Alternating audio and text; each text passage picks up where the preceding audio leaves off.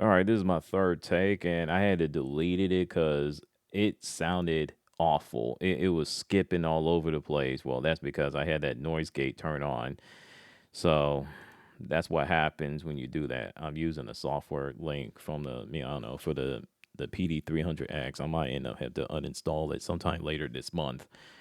So I avert, Trojan horse virus situation. So get that out the way. All right, my fourth take. Here we go. The Carolina Panthers lost another game. This time against the Arizona Cardinals in the desert, 27-22. The final score. Let me get the Arizona Cardinals out of the way. Congratulations to the team and the fan base getting off to a 2-0 start.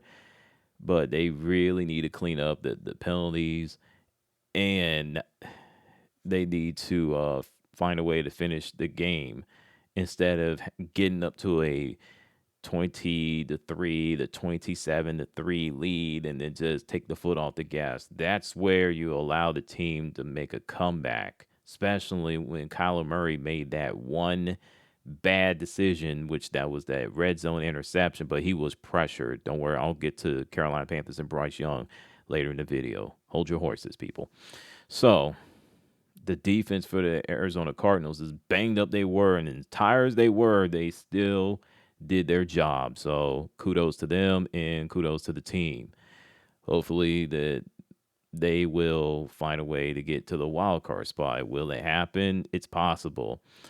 It's possible. I don't see them winning that division in the NFC West because it's going to be too tough, especially with the Seahawks. Or I think they're 2-0, I believe. No, they're 1-1, and the San Francisco 49ers are 2-0, and the LA Rams are 2-0. So, the Arizona Cardinals are 2-0. But like I said, anything can happen. But I don't believe that the Arizona Cardinals will win that division. So, once again, congratulations to the team and their fan base, and good luck to them the rest of the year in the 2025 season. Now, as for the Carolina Panthers, before I watched this game, I was watching bits and pieces of the New York Giants versus the Dallas Cowboys, and all I gotta say is vintage Russell Wilson. To all you naysayers and haters of Russell Wilson, you still want to bench that man? Oh, it's week one. You still want to bench him? You throw Jackson Dark out there, and you have a rough, tough, brutal, nasty schedule waiting for that young man. You're going to ruin that man. Let Russell Wilson do his thing. If it gets to a point that it's bad, then you can throw him in there. But until then, let him sit on the bench. And that brother was wheeling and dealing. I'm talking about Russell Wilson. Even though they lost in overtime to the Dallas Cowboys. Hey, wait a minute. This is the Carolina Panthers review. I'm sorry. My bad. I apologize. I was thinking that I was watching that game. I was laughing and giggling and just about to fall out of the chair.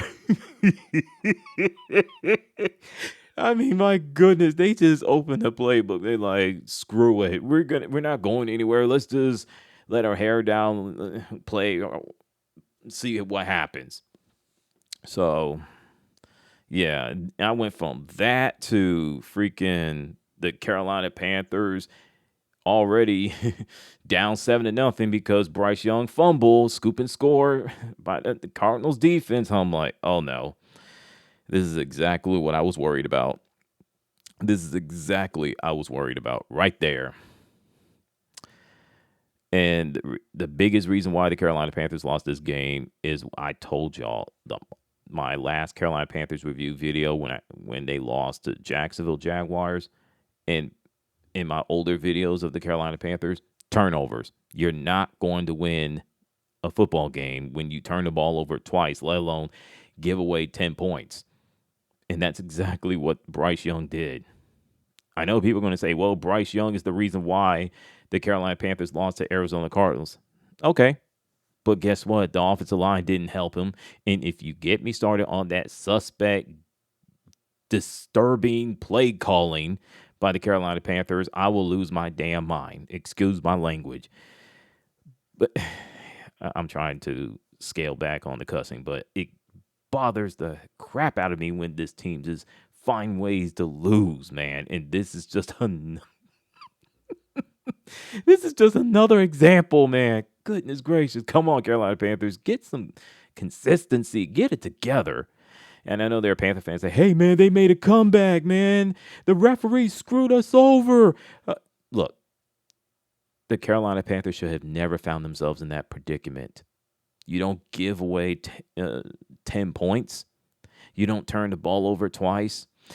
If the play calling was halfway decent and the offensive line do their job, and the wide receivers, they were a little bit of roller coaster up and down. You had Ted McMillan doing his thing, 6 catches for 100 yards. You know, Hunter Renfrow doing his thing as well. I think he had 2 touchdown catches, if I'm not mistaken. So those 2 dudes, yeah. If they ever get Jalen Coker back, man, I'm telling you, the Panthers offense is gonna get things up and running. But they gotta find a way to not turn the ball over. But then you got the Xavier Leggett. I don't know if he wants to play or he wants to be a video vixen, Instagram model, all this other weird stuff. I mean, he's dropping passes. He's disinterested. He's frustrated. He's all over the place. I'm just like, oh, my goodness, man.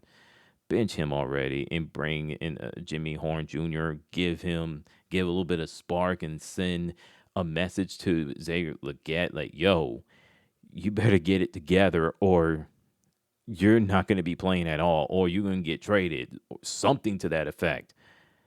Do something. Boy, I mean, yes, the running game was abandoned for the Carolina Panthers when they were down 20-3, 27-3. I mean, at some point you had to do something. I don't love the idea of Bryce Young going 35 of 55, 328 passing yards, 3 TDs, 1 interception. Don't forget the lost fumble. So, yeah, I don't love it, but that's the name of the game, man. So, it starts and it ends with turnovers. And the play calling was suspect.